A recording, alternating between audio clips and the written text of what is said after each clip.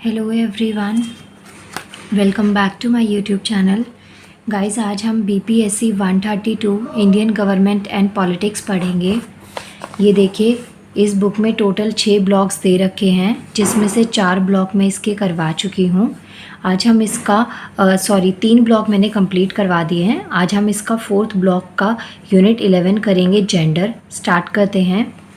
और बाकी की जो यूनिट्स हैं उनमें से मैंने कुछ ना कुछ करवा के क्वेश्चंस आपके अपलोड करे हुए हैं। आप चैनल की प्लेलिस्ट में जाइएगा और बीपीएससी 132 के नाम से जो मैंने प्लेलिस्ट क्रिएट करी हुई है, आप वहाँ पे इस सब्जेक्ट से रिलेटेड जितनी भी वीडियोस हैं वो आप देख सकते हैं। और ये बुक कंप्लीट होते ही मैं इसके प्रीवियस ईयर के जितने भी मेरे पास क्वेश्चन पेपर्स अवेलेबल होंगे वो भी सब मैं अपलोड कर दूँगी। सो गाइज़, आज हम स्टार्ट करते हैं यूनिट 11, नाम है जिसका जेंडर।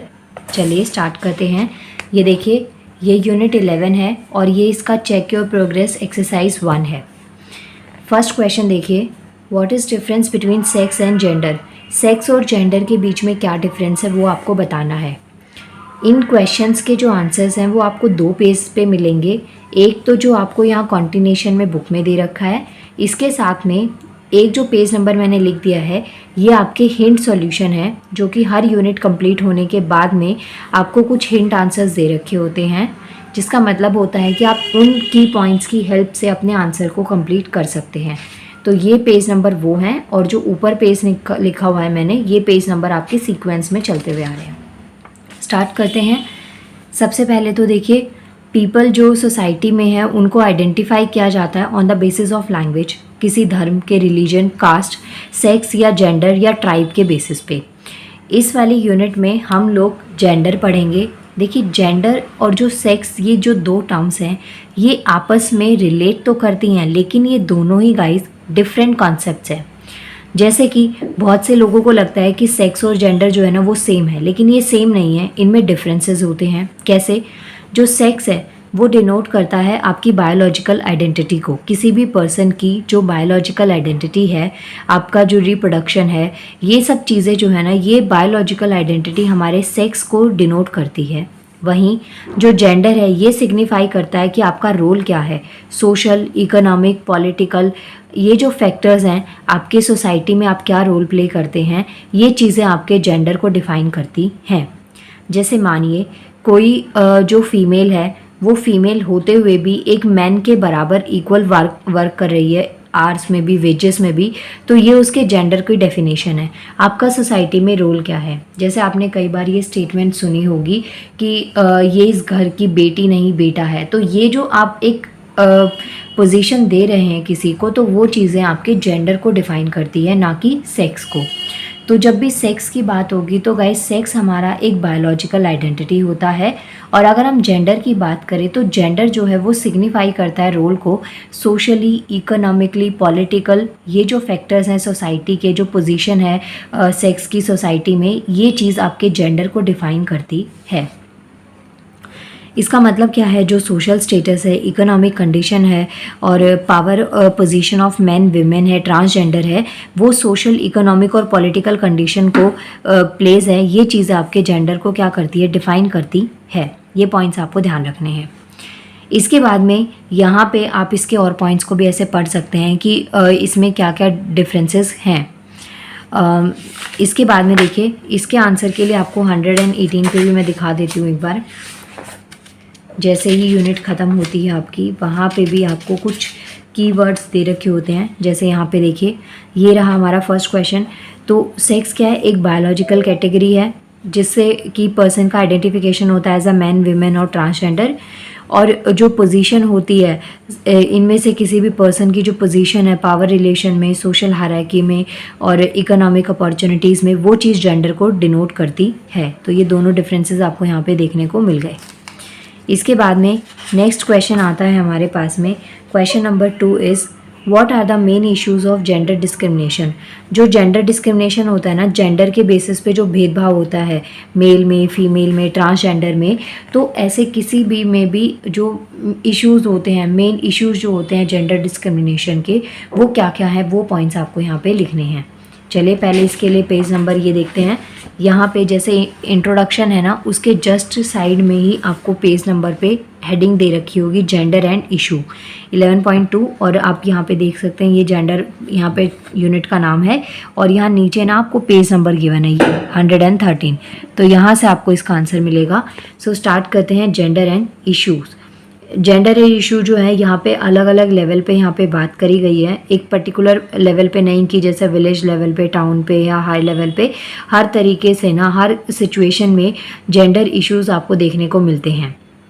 जो जेंडर की जो position is determined by unequal location of main, women, transgender in social, political and economic relations.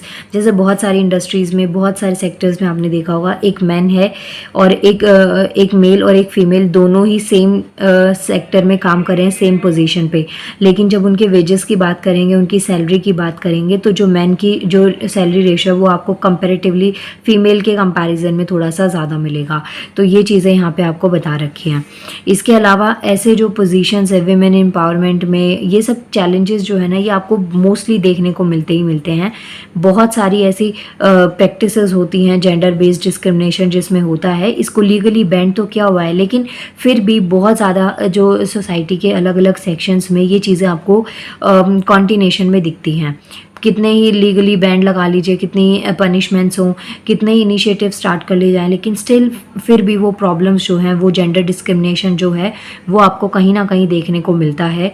और पब्लिक प्लेस हो, चाहे वर्क प्लेस हो, चाहे फैमिलीज़ हो, सब जगह पे ये जो जेंडर डिस्क्रिमिनेशन है ये आपको देखने को मिलता है। कुछ इसमें एग्जांपल्स आपको दे रखे हैं, जैसे कि रेप हो गया, डोमेस्टिक वायलेंस हो गया, डिस्क्रिमिनेशन ऑफ डॉटर्स हो गया, और dowry, bride burning, sex determination test. तो ये सब बहुत कॉमन है, और मोस्टली जो ये जेंडर डिस्क्रिमिनेशन है ना ये या तो विमेंस के केसेस में दिखता है, या जो ट्रांसजेंडर LGBTQ कम्युनिटीज़ होती हैं इनके सेक्टर में दिखता है, क्योंकि इनको एक मेल के कंपैरिजन में, एक प्रॉपर मेल के कंपैरिजन में इनको अपॉर्चुनिटीज़ बहुत कम ही दी जाती हैं। सो ये पॉइंट्स आप यहाँ से लिख सकते हैं।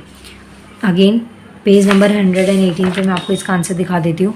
यहाँ पे देख लीजिए, ये रहे आपका second question. Gender based discrimination जो है इसमें इंक्लूड है, कैसे कैसे इश्यूज फेस करने को मिलते हैं। रेप हो गया, डोमेस्टिक वायलेंस हो गया, डिस्क्रिमिनेशन इन वर्क प्लेसेस हो गया, फैमिलीज़ में हो गया, डावरी हो गया, ये सब पॉइंट्स मैं आपको यहाँ पे दिखा चुकी हूँ।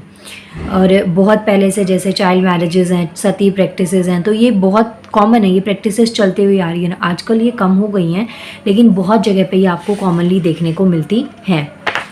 इसके बाद में गाइस अब हम करेंगे इसकी यूनिट 12 में चलते हैं चेक योर प्रोग्रेस पे। वेट अ मिनट, यहाँ पे देखिए ये रहा हमारा चेक योर प्रोग्रेस एक्सरसाइज 1।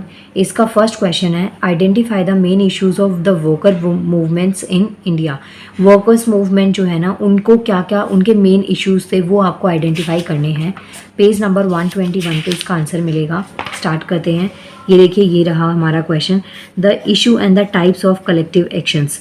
तो यहाँ पे जो इश्यूज हैं, जैसे जो स्ट्राइक्स होती हैं, वर्कर की स्ट्राइक्स होती हैं, इसमें क्या क्या इश्यूज इंक्लूड है, लाइक वेजेस हो गया, बोनस हो गया, और leave, hours of work, violence है, इनडिसिप्लिन है, इंडस्ट्रियल और लेबर पॉलिसीज़ हैं, एटसेट्रा सॉरी। हाँ, मानिए कि एक वर्कर है, काम अच्छे तरीके से कर रहे हैं, लेकिन उनको वेजेस अच्छे प्रॉपर टाइम पे नहीं मिल रहे, उनको बोनस अच्छे से नहीं मिल रहा है, उनके जो वर्किंग आवर्स है उस अकॉर्डिंग उनको वेजेस नहीं मिल रहे हैं, या छुट्टी लेने में बहुत प्रॉब्लम आ रही है, या फिर वायलेंस होता है, उनके साथ में हिंसात्मक तरीके से पेश आया जा रहा है। तो ये सब जो इश्यूज़ होते हैं ना, ये लेबर सेक्टर में ये इश्यूज़ आपको देखने को मिलते हैं।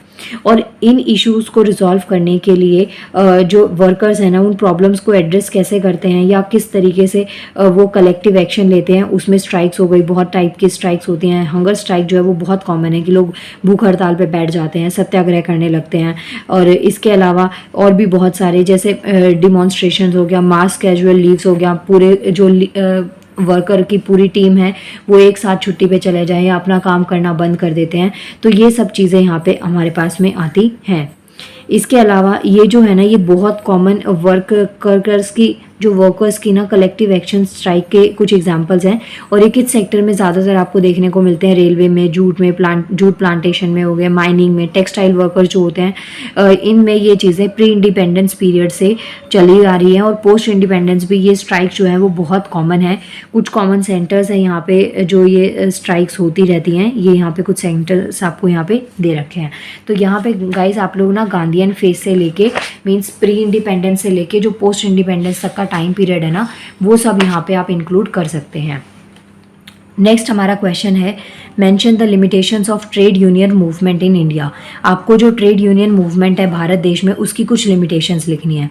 तो इसके लिए आपको 2 पेजेस दिखा देती हूँ मैं, यहाँ से आप इसको पढ़ सकते हैं। देखिए यहाँ पे आपको दे रखा है limitations of trade union movement in India. तो यहाँ पे बहुत सारी लिमिटेशंस को फेस करना पड़ा है। जो small fraction of working class है वो ऑर्गेनाइज्ड होती है, लेकिन बाकी जो ऑर्गेनाइज सेक्टर्स होते हैं इसमें जो वर्कर्स है वो अच्छे तरीके से ट्रेड यूनियन मूवमेंट में पार्टिसिपेट नहीं करते। इंडियन इकोनॉमी जो है वो लार्जली एग्रीकल्चर बेस्ड होती है, ये आपको पता है। तो जो वहाँ पे स्मॉल पेजेंट्स होते हैं या जो एग्रीकल्चर लेबर्स होते हैं, उनको इस वजह से जो सीजनल एम्प्लॉयमेंट है या फिर लो इनकम है, ये चीज़ें इनको फेस करनी पड़ती है। तो ये पॉइंट्स आपको यहाँ पे लिखने हैं। फिर अब जो सीजनल अनएम्प्लॉयमेंट है, जैसे जब एग्रीकल्चर है, जब खेती अच्छे तरीके से हो रही है तो उनके पास काम है, जब नहीं है तो उनके पास काम नहीं है। तो इन सारी सिचुएशंस में वो एम्प्लॉयमेंट की सर्च में बाहर जाने को, सिटी वाले टाउन एरियाज़ में जाने में बहुत ज़्यादा उनको प्रेशराइज फील होता है इन चीज़ों में। इसके अलावा वो ज़्यादा पढ़े लिखे नहीं होते, तो इस वजह से उनको बहुत ज़्यादा इग्नोरेंट फेस करनी पड़ती है। ये सब पॉइंट्स आप यहाँ पर लिख सकते हैं। इसके बाद में देखिए इस क्वेश्चन के लिए ना मैं आपको थोड़े से और पेजेस भी दिखा देती हूँ। 133 पे जो आपको हिंट सोल्यूशन दे रखा है, यहाँ से भी आप इसको देख सकते हैं।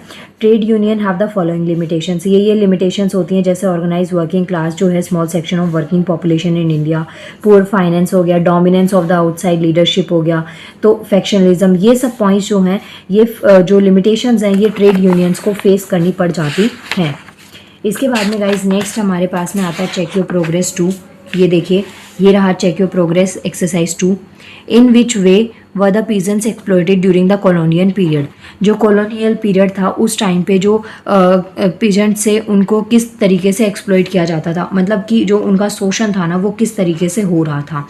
ये जो चीज़ें हैं ये ऐसा नहीं है पोस्ट कॉलोनियल पीरियड से या जो कॉलोनियल पीरियड था उस टाइम से भी और अभी भी जो फार्मर्स हैं, किसान हैं, इनको ना प्रॉब्लम्स को स्टार्टिंग से ही फेस करने को मिलता आया है। और स्पेशली सीज़न वाइज, क्योंकि ऐसा हो जैसे पानी अच्छे तरीके से ना मिले, जो क्लाइमेटिक कंडीशंस है वो फेवरेबल ना हो, तो उस सिचुएशन में जो पेजेंट्स हैं, जो ये किसान होते हैं, इनको काफ़ी सारी प्रॉब्लम्स को फेस करना पड़ता है, क्योंकि इनके पास सोर्स ऑफ अर्निंग वही होता है। तो इस सिचुएशन में ये काफ़ी ज़्यादा दिक्कतें फेस करते हुए आपको देखने को मिल जाते हैं। यहाँ पे देखिए ये रहा हमारा फर्स्ट चेक योर प्रोग्रेस का। अब यहाँ पे जो ये ग्रुप हैं ये एक्सप्लॉइटेड होते हैं किसके थ्रू? लैंडलॉर्ड, जो ज़मीन के मालिक होते हैं, और जो उनके एजेंट्स होते हैं, मनी लेंडर्स होते हैं, जिनसे उन्होंने पैसा उधार लिया होता है खेती करने के लिए, या फिर जो ऑफिशियल थे कॉलोनियल स्टेट के, तो इनके थ्रू इनका एक्सप्लॉइटेशन होता था, इनके साथ भेदभाव, इनके साथ जो अत्याचार होता था वो होता हुआ चला आ रहा था। और इसके अलावा जो ये जो पेजेंट्स से कॉन्टीन्यूसली ये लोग रेंट पे नहीं कर पाते थे, तो लैंडलॉर्ड जो है वो उनके रेंट को इंक्रीज़ कर देते। पूरे टाइम से इनको पेमेंट करनी पड़ती थी, नहीं हो पाती थी फसल ख़राब होने की वजह से या लॉस होने की वजह से, तो भी उनको उनका जो रेंट था वो इंक्रीज़ कर दिया जाता था, उसमें कोई किसी तरीके की माफ़ी नहीं मिलती थी। तो ये सब चीज़ें होता था। इसके अलावा अगर वो फेल हो जाते थे कि प्रॉपर रेंट या जो सर्विसेज उनको मिल रही है वो नहीं वो दे पा रहे थे, उनको जो ऑनर्स थे, जो कॉलोनियल स्टेट के ऑफिशियल्स थे, लैंडलॉर्ड थे, उनको नहीं दे पा रहे थे, तो उस सिचुएशन में उनसे उनकी ज़मीन खींच ली जाती थी, छीन ली जाती थी, या फिर उनको फिज़िकली टॉर्चर किया जाता था। उनकी जो फीमेल्स होती थी, उनके घर के जो औरतें थी, उनको भी बहुत ज़्यादा एक्सप्लॉइटेशन, इन चीज़ों का डिस्क्रिमिनेशन इनको सोसाइटी में फेस करने को मिलता था। तो ये सब पॉइंट्स आप यहाँ पे लिख सकते हैं। और नेक्स्ट क्वेश्चन आता है हमारा, व्हाट इज़ तेलंगाना मूवमेंट। तो जो तेलंगाना मूवमेंट है ये क्या था? ये आपको बताना है। तो पेज नंबर 133 पे आपको गाइज इसका आंसर मिलेगा। देखिए इसको कब लॉन्च किया गया, 1946 में in the princely state of Hyderabad, और उस पर रूल किसका था, निज़ाम का। ये पॉइंट्स आपको यहाँ पे लिखने हैं। ये जो मूवमेंट था ये किसके अगेंस्ट प्रोटेस्ट कर रहा था, कलेक्शन ऑफ एक्सेसिव रेवेन्यू। ये जो फर्स्ट क्वेश्चन है ना, इसी से इसको आप इंक्लूड कर सकते हैं, कनेक्ट कर सकते हैं कि जो रेवेन्यू है ना, जागीरदार जो थे वो काफ़ी ज़्यादा एक्सेस में रेवेन्यू कलेक्ट कर रहे थे। तो ये प्रोटेस्ट इसके अगेंस्ट चलाया गया था कि इतना वो जो पेशेंट्स थे, जो रिच पेशेंट थे, उनके थ्रू, और जो बाकी के जो पेशेंट्स, जो पुअर पेशेंट थे, वो इतना रेवेन्यू नहीं दे पा रहे थे। तो इस सिचुएशन में जो लैंडलॉर्ड्स थे उनके अगेंस्ट में ये जो प्रोटेक्शन था ये किया गया था। ये पॉइंट्स आपको ध्यान रखने हैं। और फिर उसके बाद में ये जो इनिशिएटिव था पास किया into the hands of the poor hand patients. तो ये जो स्ट्रगल चला था, ये जो मूवमेंट लॉन्च किया गया था, इसके बहुत सारे एडवांटेजेस भी हुए थे। तो ये पॉइंट्स आपको यहाँ पे याद रखने हैं। इसके बाद में देखिए नेक्स्ट ये तेलंगाना मूवमेंट, एक बार यहाँ से पढ़ लीजिएगा, जस्ट रीड कर लेंगे ना, आपको ये पॉइंट्स क्लियर हो जाएंगे। क्योंकि यहाँ पे बस वही है कि जो गरीब किसान है उनको किस तरीके से ज़मींदारों से, लैंडलॉर्ड से, या फिर जो ऑफिशियल्स से कॉलोनियल स्टेट के, तो उनको से किस तरीके की प्रॉब्लम्स, उनको इश्यूज फेस करने पड़ते थे। तो ये पॉइंट्स आपको यहाँ पे तेलंगाना मूवमेंट में लिखने हैं। कब लॉन्च हुआ था, कहाँ पे लॉन्च हुआ था, ये पॉइंट्स आपको यहाँ पे याद रखने हैं। इसके बाद में देखिए नेक्स्ट हमारे पास में क्वेश्चन आता है हमारा चेक योर प्रोग्रेस 3 का। ये जो क्वेश्चन है थोड़ा इंपॉर्टेंट लगा मुझे, इसलिए मैंने इसको मार्क कर दिया। What are the main demands of rich peasant movement. जो रिच पेशेंट मूवमेंट से इनकी डिमांड क्या थी, मेन डिमांड क्या थी। तो यहाँ पे भी देखिए चेक योर प्रोग्रेस की हिंट आपको दे रखी है। यहाँ से आप इस आंसर को बड़ा करके लिख सकते हैं। पॉइंट्स ये ही आपको इंक्लूड करने हैं, जैसे कि रिम्यूनरेटिव प्राइसेस हो गया, सब्सिडीज इनपुट्स हो गए, और राइटिंग ऑफ लोन्स हो गया, लोवरिंग द इलेक्ट्रिसिटी बिल, और जो सब्सटेंशियल रिडक्शन है वाटर का, कैनाल चार्जेस हैं, इन सब चीज़ों को कम किया जाए। क्योंकि ये सब चीज़ें जो है ना फार्मर्स की एग्रीकल्चर प्रैक्टिसेस में हेल्प करते थे। तो ये चीज़ें जब इलेक्ट्रिसिटी बिल कम होगा, वाटर की प्रोडक्शन अच्छे तरीके से उनको मिलेगी, कैनाल चार्जेस कम होंगे, तभी वो पानी को अच्छे तरीके से यूज़ कर पाएंगे। तो ये सब पॉइंट्स जो हैं आपको यहाँ पे मेन डिमांड जो थी ना, वो ये पॉइंट्स आपको यहाँ पे लिखने हैं।